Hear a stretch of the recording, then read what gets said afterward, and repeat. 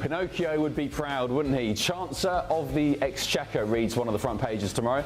Rachel Reeves is accused of misleading the public ahead of the budget on Wednesday to justify her tax raid on you.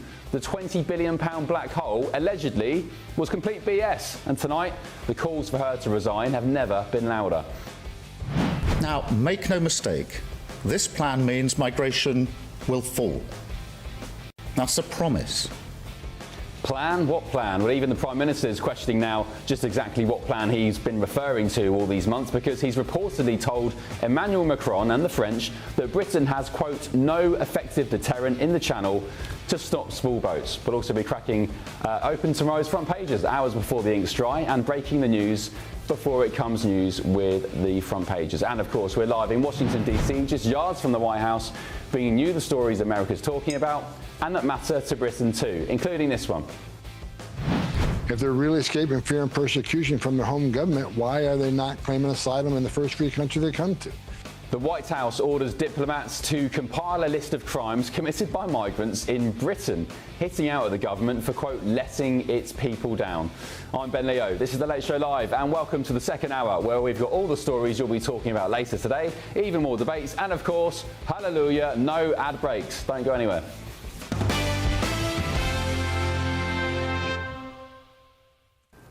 OK, let's return to that breaking news this evening, because President Donald Trump has just threatened Joe Biden with perjury charges. Yes, in a dramatic blast on Truth Social, the president says he's voiding every single document Joe Biden signed with the now infamous AutoPen.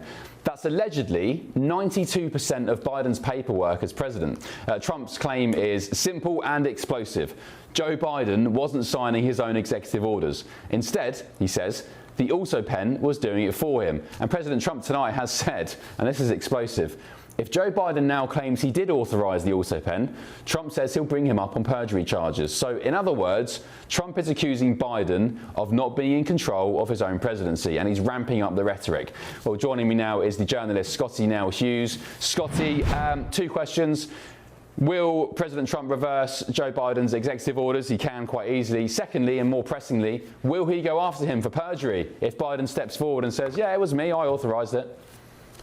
Well, let me point out, we already had a problem with trust in our politicians here in America. And let me say, this does not help at all. When people elect someone to office and they expect them to sign a document and they can't even have the ability to sign their own name, that really puts some doubt into how much Joe Biden was in control in the decision that were coming out of his administration the past 4 years. I do think this is going to be challenged. I do think that you're going to see this all the way to the Supreme Court. However, I don't remember an AutoPen being in our Declaration of Independence or Constitution or any other legal bill as to this being allowed. I mean, I get it. We can sign our name by just an X if we're looking to, sign a check, but there's a big difference between that and legislation for the American people. So I think Donald Trump is going to use this to its fullest. And yes, I do think if he figures out that 92% of the documents were signed by an AutoPen, I think you will see him go after Joe Biden for legal reasons, just like Joe Biden went after Trump. Yeah, and it's a shame really that, look, I don't think President Trump set this standard for sort of lawfare and political point scoring. In fact, in recent years, I think he's been quite generous with the likes of Hillary. Do you remember in 2016 when he was saying, lock her up, and the crowds at the rallies were calling for Hillary to be jailed? When he won the presidency, he said, that's just sort of campaign talk. I'm not going to go after her like that. I've still got some respect for her and the office that she occupied. But it was Joe Biden, it was the left who set these new rules of going after Trump with lawfare, with impeachments and so on. So I guess it's no surprise that, I'd argue he's on a vengeance mission. But Scottie, many modern presidents have used AutoPen for convenience and security before. I think Obama did it in 2011 maybe at some point. So what's the difference between that and Biden? Well, I'm sure there's a statute of limitations on AutoPens. I don't know. I don't understand. However, I think what this is once again showing that President Trump has continuously said that he inherited a mess of the economy, of a country, of diplomatic relations around the world that he's having to fix. And so he's just showing, that once again, President Biden, was he the one in charge or was somebody else in charge? And when you have an AutoPen to sign key pieces of legislation, then especially when we're talking about a lot of the pardons that President Biden actually signed throughout his this term. I think these are key things that, there needs to be some accountability for. I have to tell you, I'm disappointed in any president who cannot even take enough energy for what we pay them to do their job, to go in and sign their name to a document. I mean, how much, how low of a standard does this president set? And I do fear we have opened up, especially in the age of AI, we have opened up Pandora's box if we do not stop this right now and hold these elected officials accountable for putting their name on legislation that they endorse. Yeah, all right, Scotty, hang tight because my panel are here in DC, Greg Swenson and Andrew Hale. Greg, Scotty was saying, why hasn't got the energy to sign your own legislation? It's a big deal, right? Executive orders. But, I mean, Biden was asleep on a Delaware beach for half the time, so I'm surprised he didn't have the energy. Yeah, it would be one thing if it was laziness or if it was just easier and he was too tired to actually sign his signature and he just gave the nod to someone to press go on the auto pen. But my concern is much deeper than that he was completely out of the picture, staying up in the private residence while his staffers were actually executing legislation and executive orders without even his knowledge. And he was obviously, facing cognitive issues. All of those, especially in the last year and in the last few months, all of those orders, when they were throwing out millions, after the election, for example, but before the inauguration in early 25, this was just a race to pay their friends and line the pockets of their colleagues, and it was really outrageous. If he knew about it, it's shameful. But my guess is he didn't even know about it. Andrew, what's your take? I think you mentioned in the last hour, maybe, was it that the House Oversight Committee had some proof that this was happening or something? Just elaborate on what you said. The House Oversight Committee needs to do a thorough investigation into all of this. Not just Joe Biden, but also the officials around him who were calling the shots, as well as his family members who were encouraging him to stay in office when he was no longer mentally or physically capable to continue. I think it is a broader issue. For example, we've been using the auto pen since President Truman's administration, but at least President Truman and others after him had the mental capacity to know what they were doing and actually instruct the use of the auto pen. I don't believe that President Biden actually had the ability to even know what was going on around him. And that was very clear when the American public was horrified when they saw the first presidential debate last year with President Trump. It showed the American people just to the level to which this man was not in control of his surroundings and not aware of his surroundings. Yeah, so Scotty, everybody could see, we're not idiots, we could see what we were dealing with when it came to President Biden and the fact that he was getting on a bit, and that's being generous. But why did the media and the likes of Keir Starmer, our own Prime Minister in the UK, in June 2024, Keir Starmer told reporters in Britain that Joe Biden was, quote, on good form and had gone through serious issues at pace. He said, my personal view is on good form. I was very keen to discuss Ukraine. There were many other issues we got through. We went through a huge number of issues. He was on really good form. There was no sign of mental decline. What was this? Was it just gaslighting? Was there times where President Joe Biden was on good form and kind of with it? I mean, what's your take?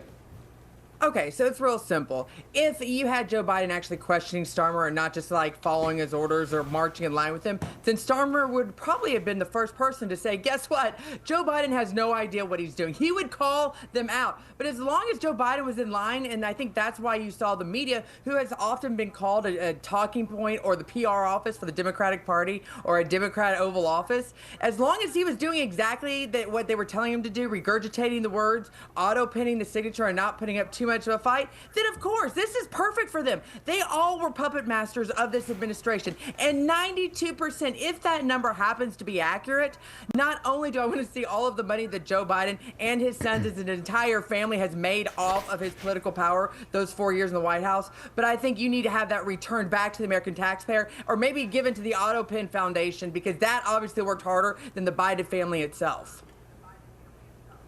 Yeah, and just some of the bills, some of the executive orders that President Biden signed include advancing racial equity. It was an order that forced diversity and equality audits across every federal agency. I guess that's going soon. Rejoining the Paris Climate Agreement, the border wall reversal, protections for illegal migrants, shielding visa overstayers and border crossers from deportation. Greg Swenson, do you think Biden knew anything about these? I bet he knew a lot of it.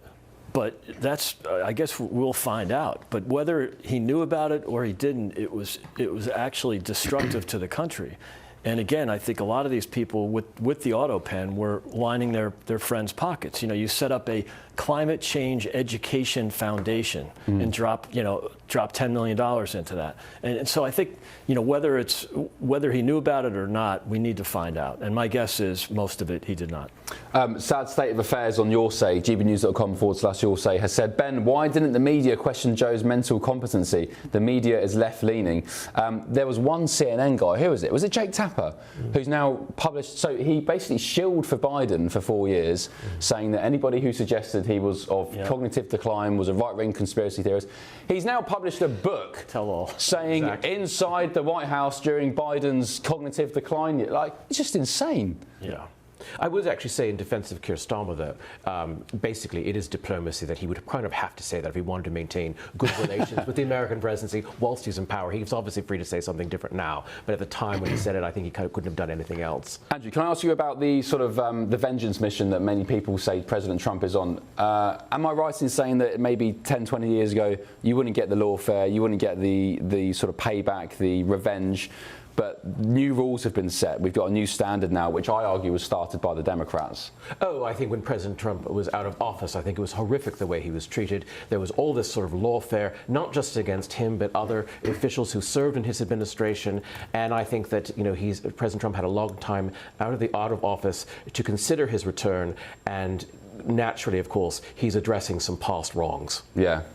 Indeed. I have to say, look, whether you agree with President Trump or not, you just, from a human perspective, you can't blame him. They tried to, I mean, whoever they are, tried to kill him. They tried to impeach him. They tried to jail him for life.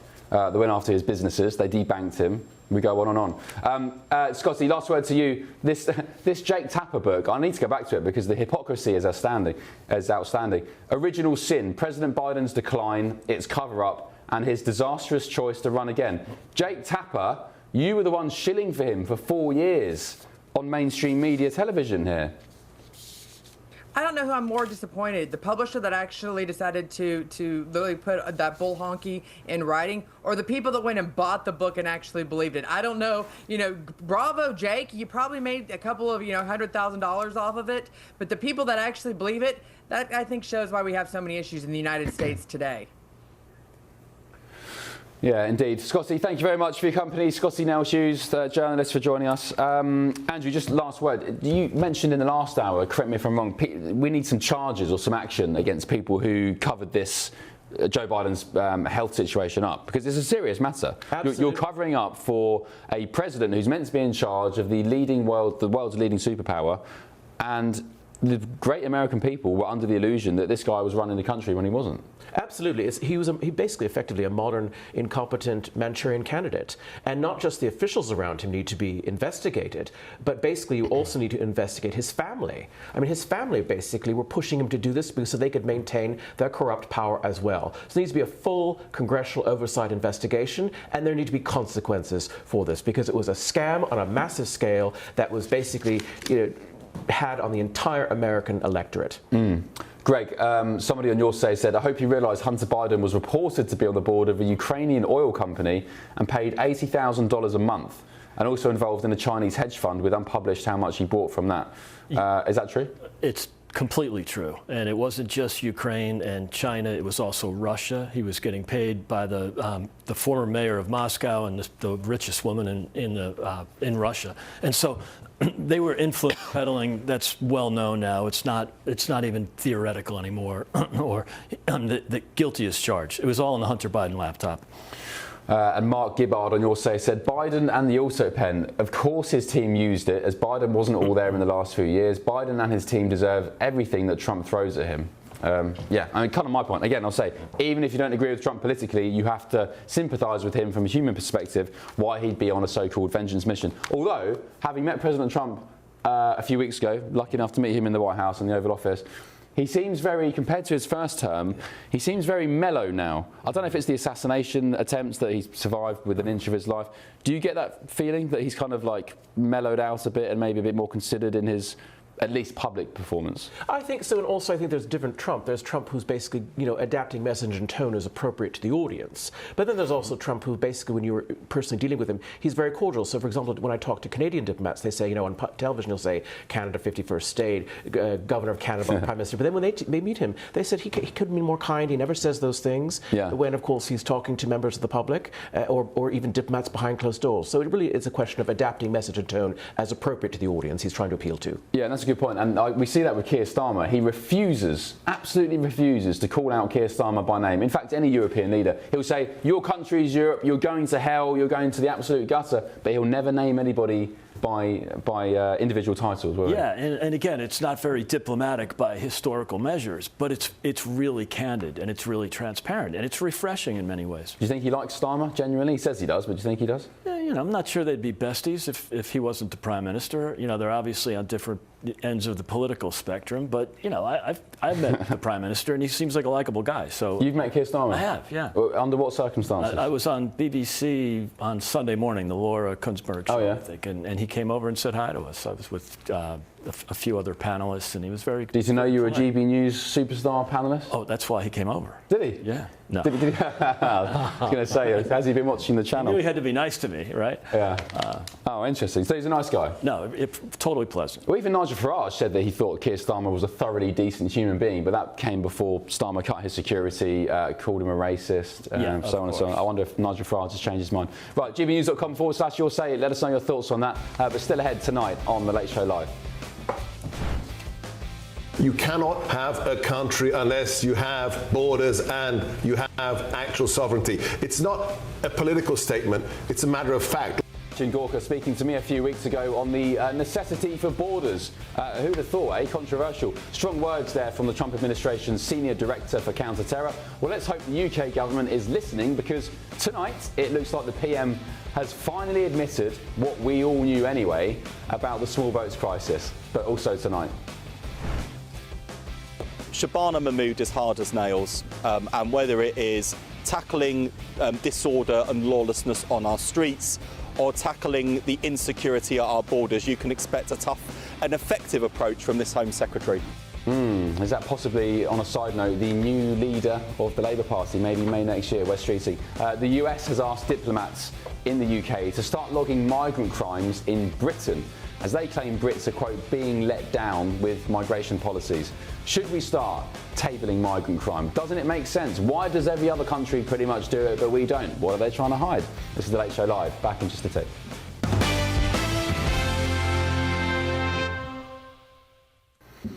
OK, the Prime Minister has dropped a bombshell to France in a letter that, well, it's not so much of a bombshell. I knew it, you knew it at home, we're not stupid. He's admitted that Britain has, quote, no effective deterrent against small boats in the Channel. That was in a letter to his French counterpart, Emmanuel Macron. The letter, signed by the newspaper Le Monde, was part of a wider message urging the French president to back a new plan that allows France to start intercepting small boats in the Channel.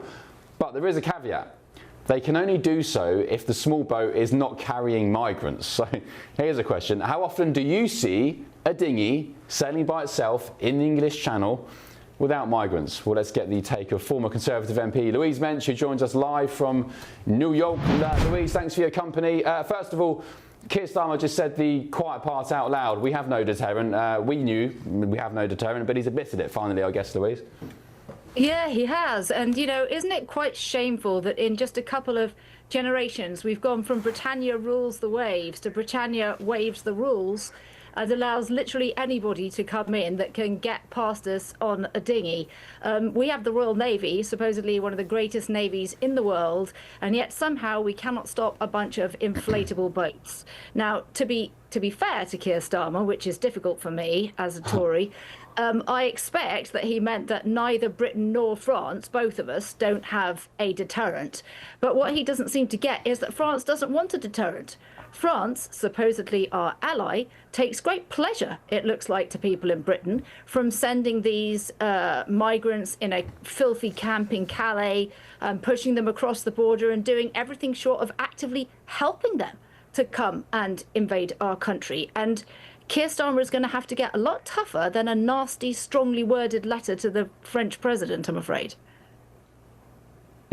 Louise, what do you make as well of this French sort of development that they'll start intercepting boats so long as they don't carry migrants? I mean, what does that even mean? What's the point? In what scenario would you get dinghies, inflatables, not carrying migrants? Ooh la la. You know, I remember when France first said that they were going to give some weapons to Ukraine, and I thought, what's that going to be then? A crate of white flags? They're not exactly a nation that's renowned for their martial prowess, let's put it that way. And now they'll say they will only intercept these boats if these boats are empty. Frankly, if you could stop the boats while they were empty by, for example, just slashing them with a knife, why didn't you do that before? You know, what is your excuse for not having done that before? And if you won't do it with migrants, then you're useless to us, aren't you? If you can't basically admit that these are criminal gangs, apart from the people on the boats, the people who are doing the shipping are criminal gangs. What is France doing to stop them? Absolutely nothing. And yet they are allowed to stay in NATO. They see themselves as our big ally. Just recently, they tried to charge us £5 billion for the privilege of joining in and protecting them. No, thank you. And I think it's only fair that we ask the French, are you really our ally? Because right now it looks exactly the opposite.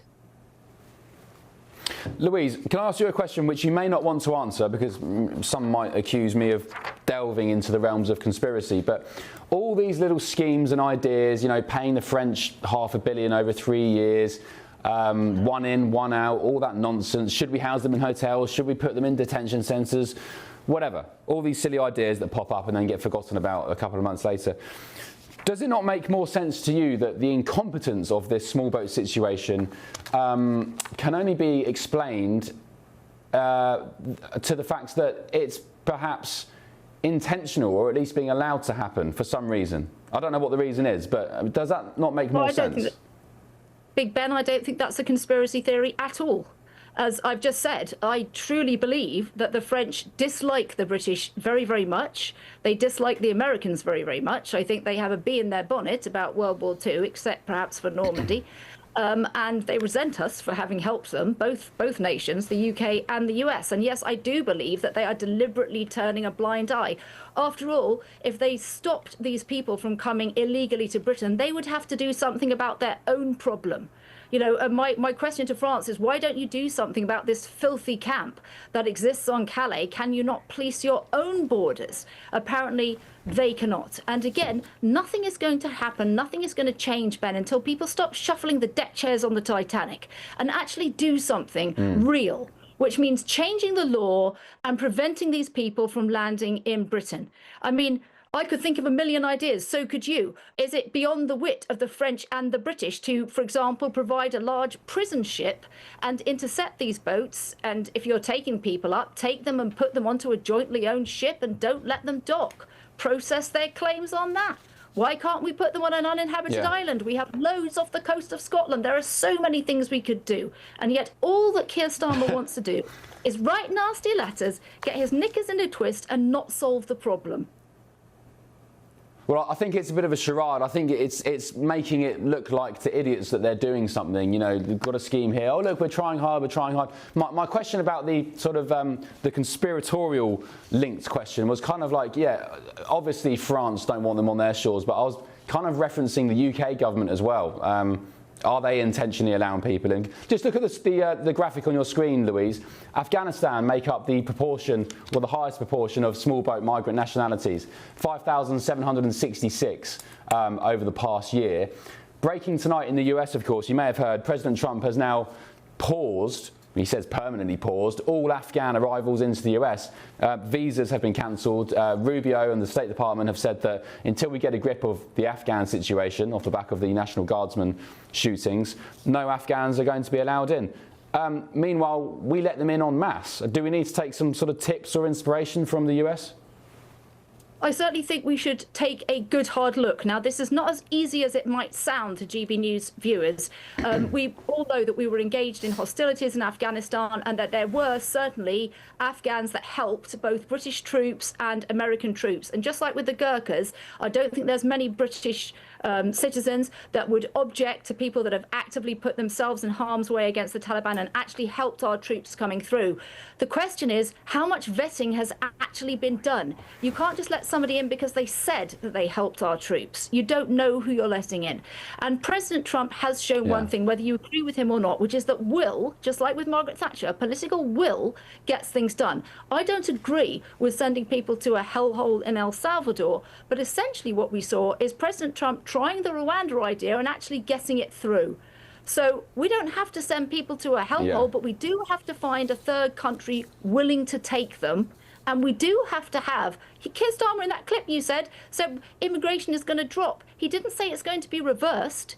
He just meant that the rate of immigration is going to drop. We need to have emigration. We need to be getting people out of our country. That's what Nigel Farage has said. And to be honest, I totally agree with Nigel Farage. Yeah, President Trump as well tonight even saying remigration is the only cure to this problem. Remigration, the phrase there. Greg Swenson's here and Andrew Hale as well.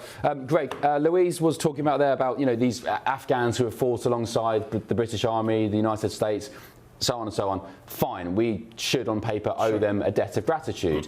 However, the guy that shot the 2 guardsmen in DC this week worked with the CIA. There was another guy in, I think it was Virginia, where he fired off rounds at police officers during a traffic stop maybe 2 or 3 weeks ago. He'd worked with the United States military in Afghanistan. So to me, even if they have worked with our military abroad, they still can't be trusted. I'm sorry. Yeah, they have to be properly vetted. They have to go through some sort of procedure. It can't just be an open door. We had the open door on the border with Mexico. Look what happened. 10 to 15 million illegal migrants and a lot of crime and a lot of hardship on working people in America. And you're seeing the same thing in the UK.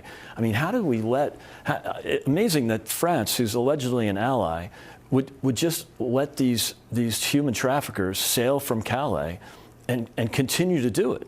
And I think they talk about the boats, only boats that are empty.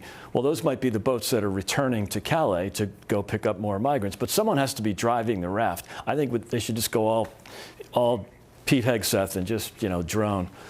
Not the boats, not the boats with migrants, but the boats with the guys returning. Say, you turn yourself in, and if you don't, you're going to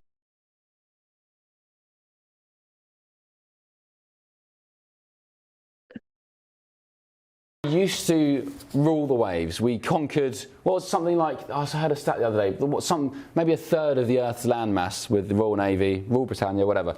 And now we can't stop, as Louise rightly said, we can't stop rubber dinghies coming from the French equivalent of Tesco. Well, Keir Starmer was just engaging in more window dressing with his letter to the French government.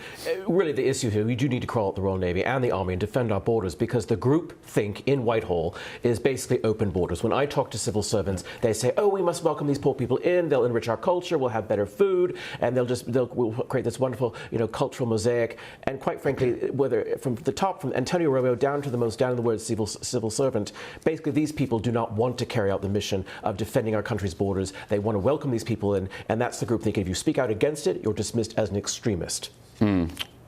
Well said. Louise, last word to you if you don't mind.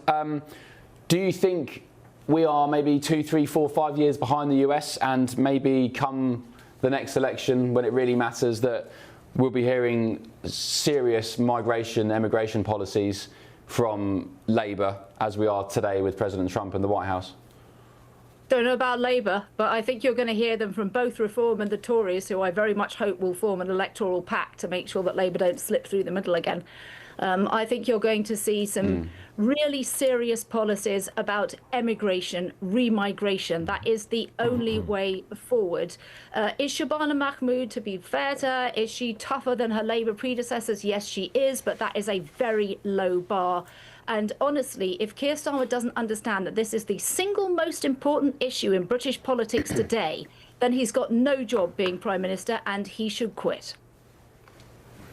Yeah, I mean, you praise lightly Shabana Mahmood there, but she was the one filmed on a Lesvos beach some years ago helping migrants in. Then she called, I think in 2018-19, for the doubling or tripling of the amount of refugees the UK takes. So I just don't, they just change with the wind. I don't think there's any real ideological authenticity there from Shabana Mahmood. She wants to be Prime Minister, so now she's trying to toughen up, but it just doesn't work because we know what her record is. Yeah. Louise, thank you so much. We'll catch up soon. Take care of yourself. Thank you, Ben. Louise Menge, former Tory MP. On the issue of illegal migration, the Home Secretary, Shabana Mahmood, has previously said these small boat crossings are utterly unacceptable and the vile people smugglers behind them are wreaking havoc on our borders. Protecting the UK border is my priority as Home Secretary, and I'll explore all options to restore order to our immigration system. Well, there we go. Everything's going to be all right then. Still ahead on The Late Show Live. I want to talk about it because fake news like you're a terrible reporter, and fake news like you, they just keep bringing that up to deflect from the tremendous success of the Trump administration. Oh, I love this. I spotted this just before we went on air tonight. By the way, excuse my voice, it seems to be going. The White House is naming and shaming what they call the fake news media. Did the BBC make the list? They've got a brand new section of their website, different outlets, the accusations levied against them. For example, CNN said this, the truth is this. It's very entertaining. I'll tell you all about it in just a sec. But elsewhere tonight. Now, make no mistake, this plan means migration will fall. That's a promise. Make no mistake. You viewers at home, make no mistake, he's got a plan. Well, apparently today the Prime Minister is waving the white flag because after all the talk of stopping the boats, as we've just discussed, he's admitted to Emmanuel Macron there is no deterrent in the English Channel. Who'd have thought, eh? This is The Late Show Live. Time now for your weather. Back in a tick.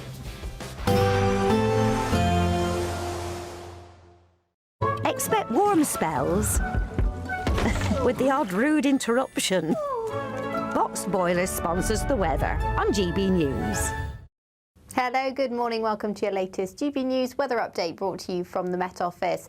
It's a bright start across northern areas, but a very different day to come across the south with a rain warning in force and a lot of cloud around as well. The rain warning is in force throughout the whole day today for much of Wales and southern and central areas of England. That will push eastwards as the day goes on, so some brighter spells developing across western areas of Wales and parts of southern England, as well as some bright skies across Northern Ireland and Scotland. Here, though, we do have a brisk northerly wind that will introduce colder air, so a much fresher feel for many of us, particularly across northern-facing coasts. And as that colder air bumps into the rain across northern areas of England, we could see a dusting of snow over the highest ground of parts of northern England, perhaps southern Scotland as well. And this northerly wind will bring in a few snow showers across the Highlands, as well as the Grampians as well, just above the highest ground. It is going to be a chilly evening, though, under any clearer skies for much of Scotland, as well as Northern Ireland, a touch of frost by tomorrow morning. Still quite damp, though, for much of Wales and northern England,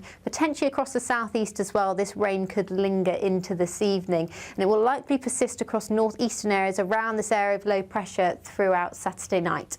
Elsewhere, though, we get a ridge of high pressure moving in for Sunday, so that means it will be a clearer night for most areas, but it's going to be a colder night. As I said, a touch of frost across parts of Scotland, also some areas of northern England, Wales as well, seeing a touch of frost. Elsewhere, we'll be in the low single figures to start the day on Sunday. Light winds, though, and plenty of sunshine mean it will probably be a pretty nice day. Definitely a nicer day on Sunday compared to today for most of us. However, there is another weather front on the way through the afternoon, so cloud will thicken from the west, turning sunshine hazier at first, but then the rain arrives into the afternoon. Ahead of that, though, plenty of sunshine to get out and about in, and temperatures around 6 or 7 degrees for many of us. It turns milder next week. Expect warm spells with the odd rude interruption. Box Boilers sponsors the weather on GB News.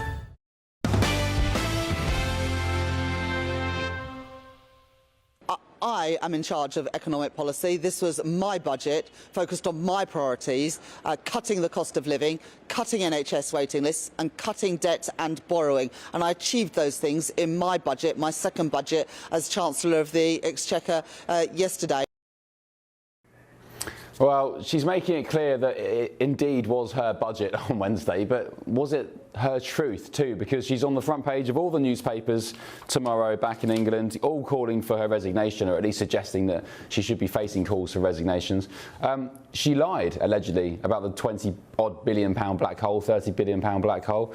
I knew it was BS. The Tories said it was BS back in July. I'm sure lots of you at home watching this tonight knew it was BS as well. So why did she hike up taxes? Just to lump on the welfare state. More on that very shortly. But elsewhere, President Trump tonight has ordered American diplomats to collect data on crimes committed by migrants in the UK. His administration believes Britons have been, quote, let down by governments on illegal migration and has singled out the UK amid fears over Pakistani rape gangs. Diplomats have been told to begin reviewing human rights abuses committed by migrants in their host countries. And this came off the back of a memo going to all embassies across Europe, Greg Swenson, basically saying, sort migration out. The fall of the West is coming. Yeah. Pull your socks up. And particularly with regards to the UK, they've said, yeah, start collecting migrant crimes committed by migrants. Why don't we do it anyway? Yeah, well, we all should do it anyway. But I think much like the freedom of speech issues and censorship issues that J.D. Vance and the president have talked about, you know, we're worried about the United Kingdom. And there's a lot of reasons to worry about it. It's our closest ally. We don't want to see our closest ally and our closest friend run into trouble. And they are definitely running into trouble. And it's, by the way, we're not above any of this because we were doing the same thing 4 years ago. So look, we're not perfect. No, but at least you've seen the light. Yes, of course. And I think, you know, we have great hope for a future UK government fixing these problems. But I also think, remember, it's pretty easy to travel between the US and the UK. I mean, you probably need some sort of a visa now, and that wasn't the case 5 years ago. But it's pretty easy to travel from the UK to the US, so there might be some self-interest here. But I think it's protecting the West. Yeah. Andrew, why wouldn't the UK want to publish migrant crime data? Denmark does it. Scandinavian countries do it. What are they hiding?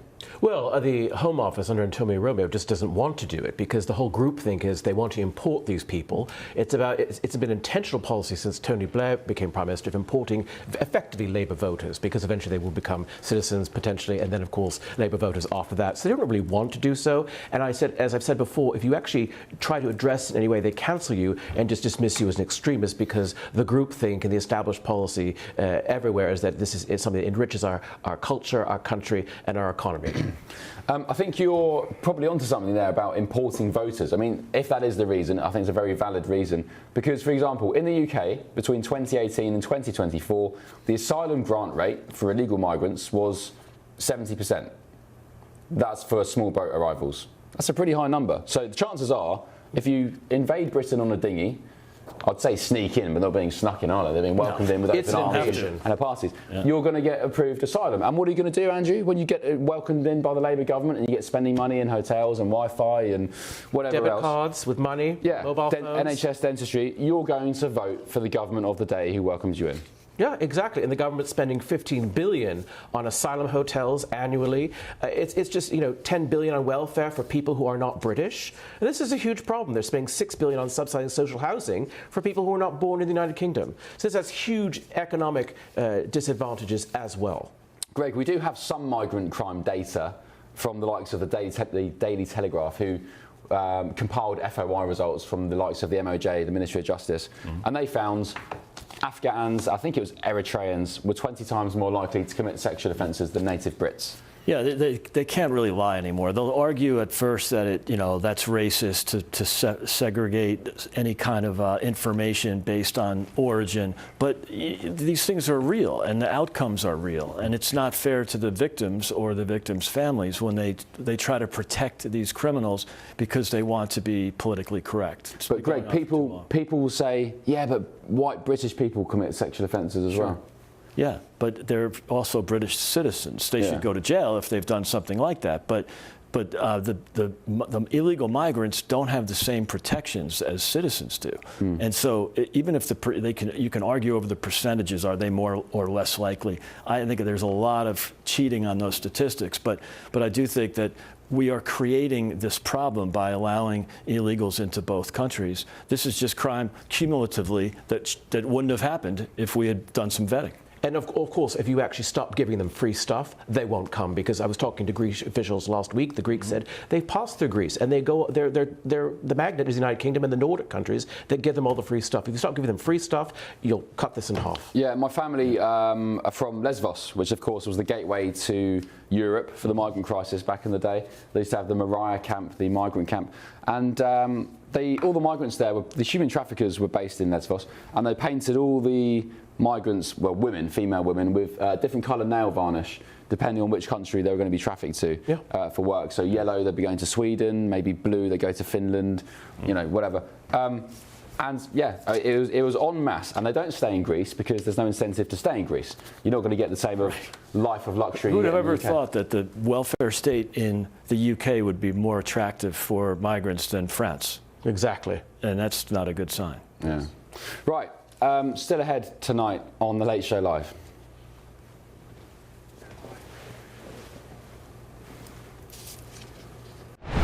£22 billion black hole in the public finances left by the party opposites. Here's the Chancellor Rachel Reeves. Did she lie about the £30 billion black hole and use it as an excuse to hike up your taxes? Apparently, the OBR has told her she was sitting on a surplus. And elsewhere tonight, Airbus has ordered an immediate recall for repairs to 6,000 of its widely used A320 family of jets, warning of significant flight disruptions. This is a massive story. Basically, Airbus have a technical issue, software issue. They've had to recall 6,000 jets, affecting many, many airlines, causing millions upon millions of pounds worth of damage to these airlines, and not least to holiday makers. This is The Late Show Live, back in just 2 seconds.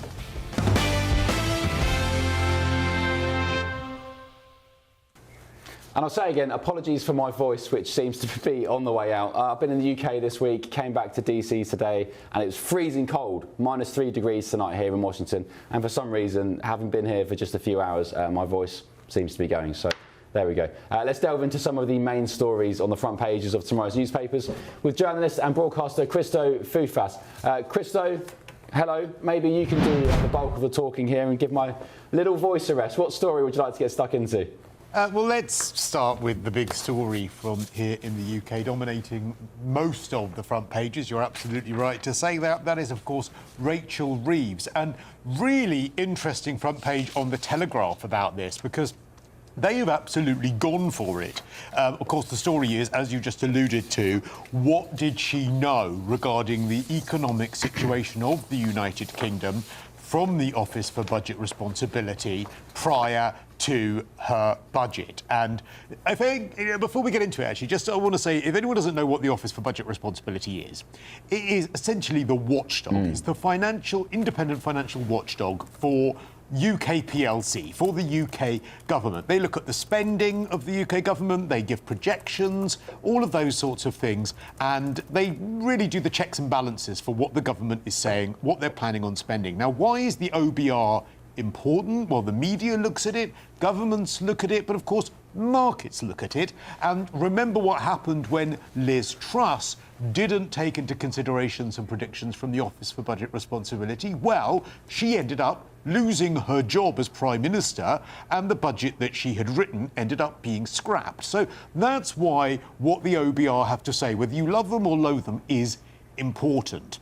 And of course, let's not forget the criticism that Rachel Reeves and Keir Starmer gave to Liz Truss for ignoring what the OBR had said during her time as Prime Minister, demanding her resignation. Now, this story is, of course, Rachel Reeves. What did she know? Did she misrepresent the state of the United Kingdom finances?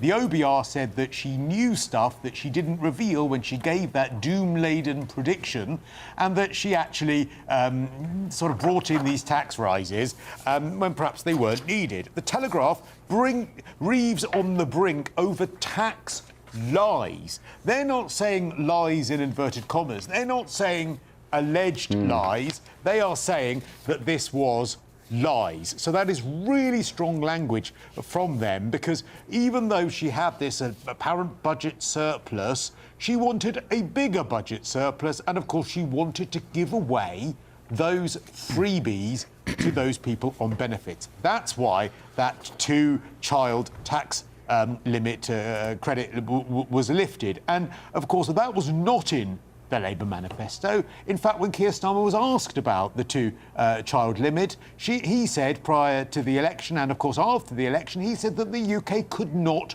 afford it. He's now backtracked and said, actually, child poverty has been on our agenda all along. But of course, the more cynical among us will know exactly what went on here.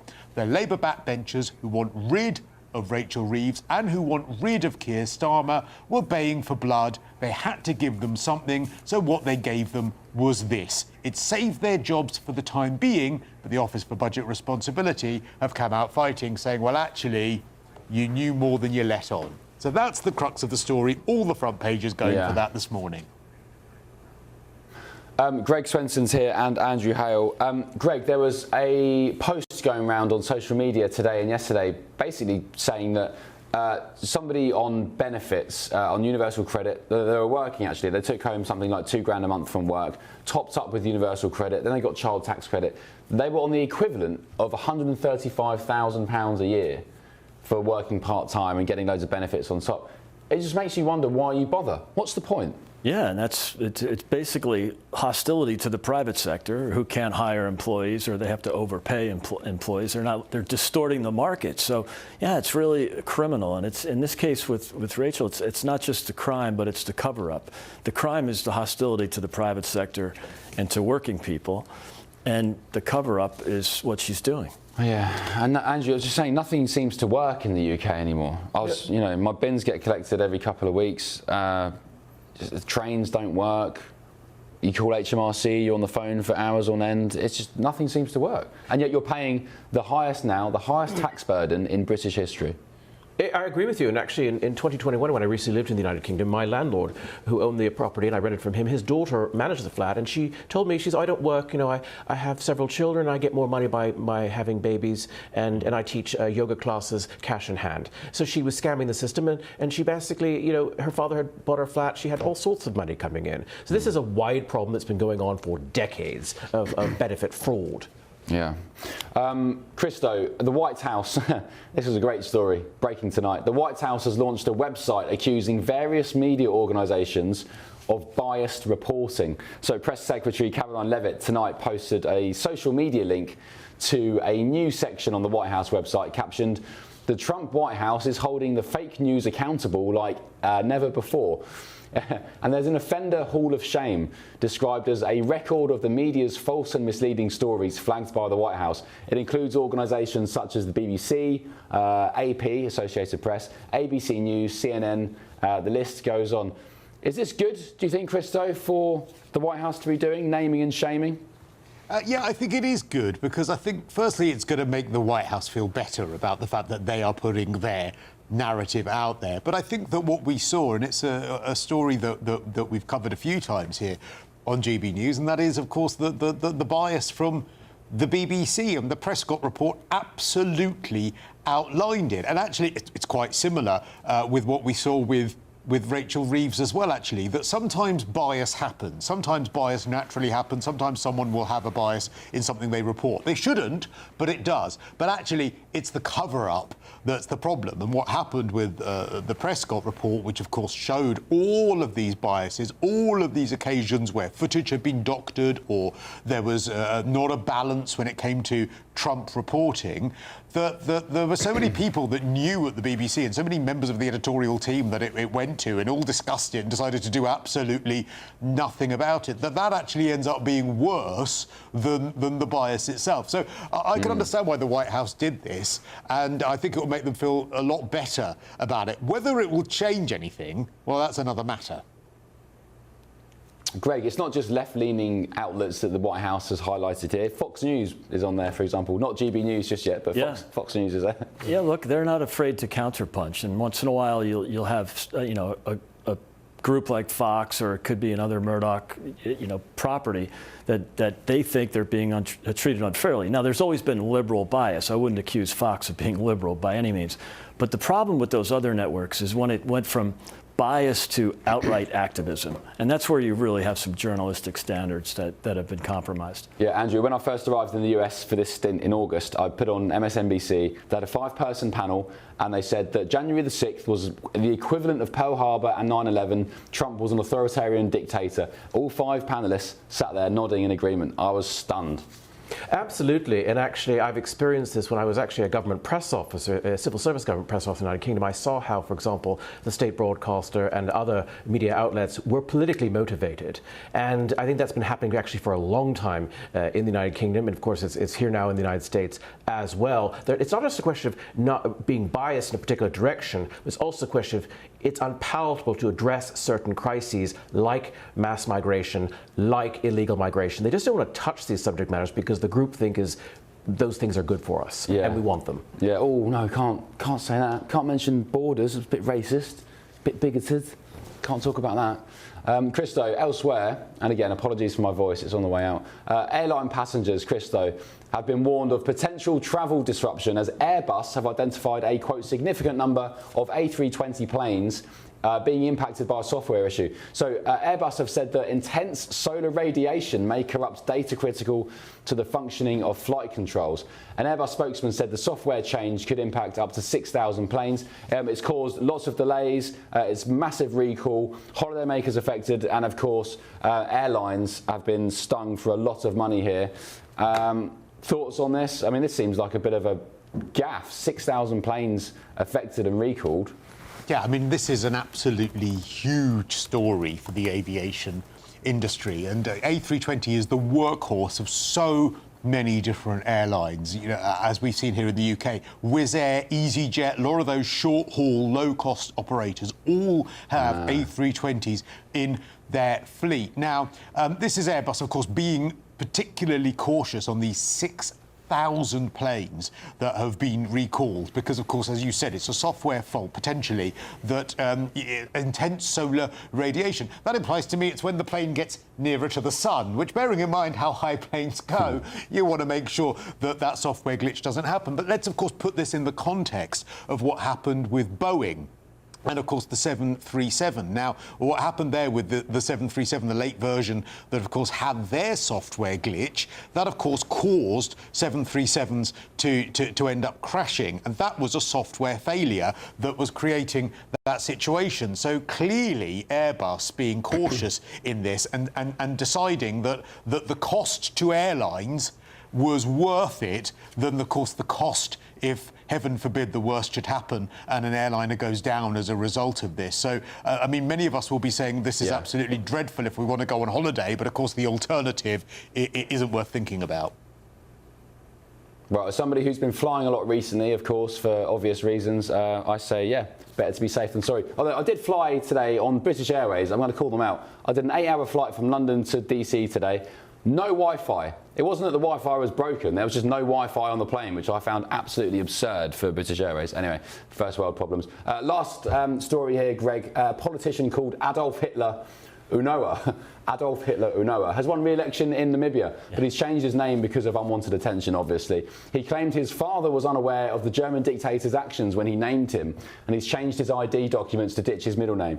Can you believe that excuse that his dad didn't know who Adolf Hitler was? Yeah, that's especially in Namibia, which is a German colony, so I don't really... Oh, is it a former German colony? Yes, former German. And with a lot of unpleasant history, too. Exactly. Andrew, is that BS? We're not treated well, but... given that it was former German Southwest Africa, and then, of course, it was inherited by the Republic of South Africa, and then became an independent country after that. I really, given all the German history and knowledge, I can't really accept that excuse. Well, there you go. Adolf Hitler Unoa has won re-election, Christo, in Namibia. I'll leave you to it because we're running out of time. Thank you for your company tonight, my friend. Go on then, quickly. I was just going to say that, you know, I want to know how much his father didn't like him. I mean, imagine your dad calling you that. Did his dad hate him? All right. Thanks, Christo, and thank you, viewers at home. Thank you, panel. I'll see you tomorrow night, midnight in the UK time. Sweet dreams. Good night.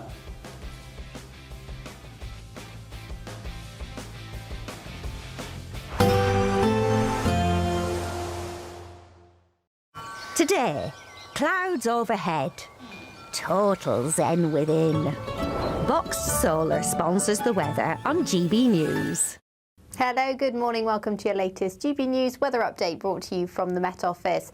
It's a bright start across northern areas, but a very different day to come across the south with a rain warning in force and a lot of cloud around as well. The rain warning is in force throughout the whole day today for much of Wales and southern and central areas of England. That will push eastwards as the day goes on, so some brighter spells developing across western areas of Wales and parts of southern England, as well as some bright skies across Northern Ireland and Scotland. Here, though, we do have a brisk northerly wind that will introduce colder air, so a much fresher feel for many of us, particularly across northern-facing coasts. And as that colder air bumps into the rain across northern areas of England, we could see a dusting of snow over the highest ground of parts of northern England, perhaps southern Scotland as well. And this northerly wind will bring in a few snow showers across the Highlands, as well as the Grampians as well, just above the highest ground. It is going to be a chilly evening, though, under any clearer skies for much of Scotland, as well as Northern Ireland, a touch of frost by tomorrow morning. Still quite damp, though, for much of Wales and northern England, potentially across the southeast as well. This rain could linger into this evening, and it will likely persist across northeastern areas around this area of low pressure throughout Saturday night. Elsewhere, though, we get a ridge of high pressure moving in for Sunday, so that means it will be a clearer night for most areas, but it's going to be a colder night. As I said, a touch of frost across parts of Scotland, also some areas of northern England, Wales as well, seeing a touch of frost. Elsewhere, we'll be in the low single figures to start the day on Sunday. Light winds, though, and plenty of sunshine mean it will probably be a pretty nice day. Definitely a nicer day on Sunday compared to today for most of us.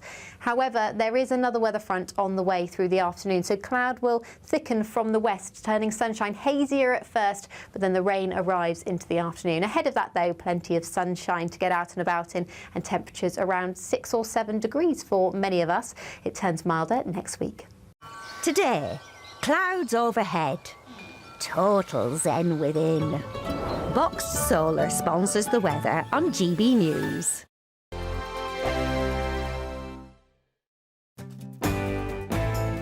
I'm Andrew Pearce. This is GB News, the People's Channel, Britain's news channel. Westminster's full of talk, but out here, it's the real world. Am I allowed to talk then? No, that's it. This is where it matters, real people and real lives. That's what politics is all about. In fact, has Trump made a good start? No. Straight answers, no spin, and just a couple of pints. How many fingers have I got up? About 10. So join me for Lee Anderson's Real World every Friday at 7 p.m. only on GB News. The People's Channel, Britain's news channel.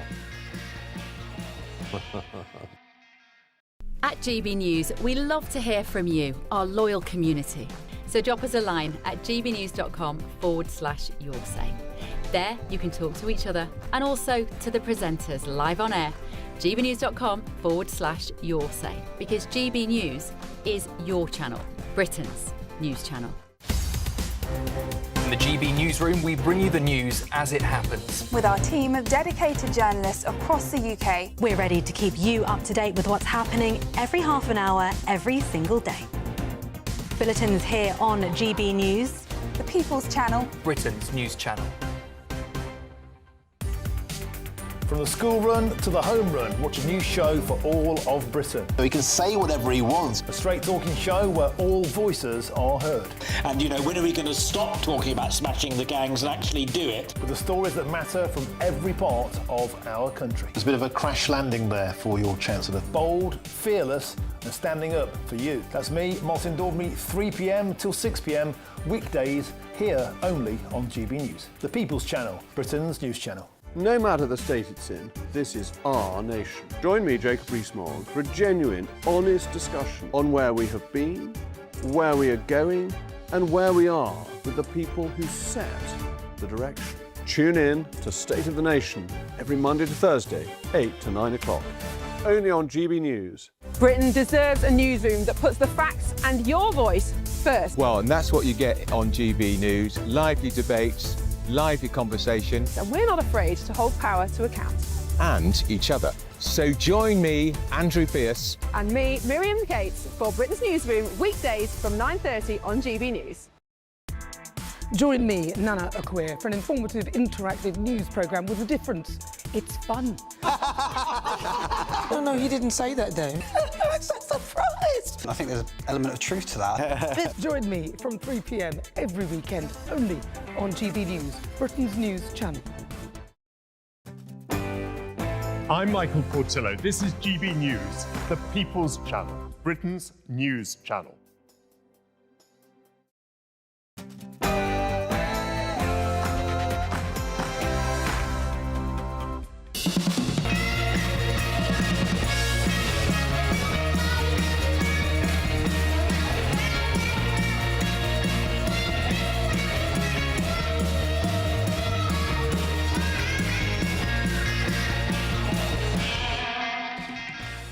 Welcome to Lee Anderson's Real World. Tonight on the show we've got political commentator Benjamin Butterworth.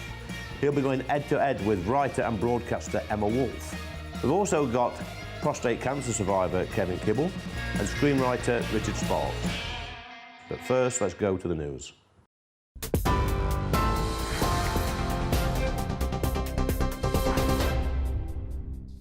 Good evening, I'm Sophia Wensler with your headlines at 7 o'clock.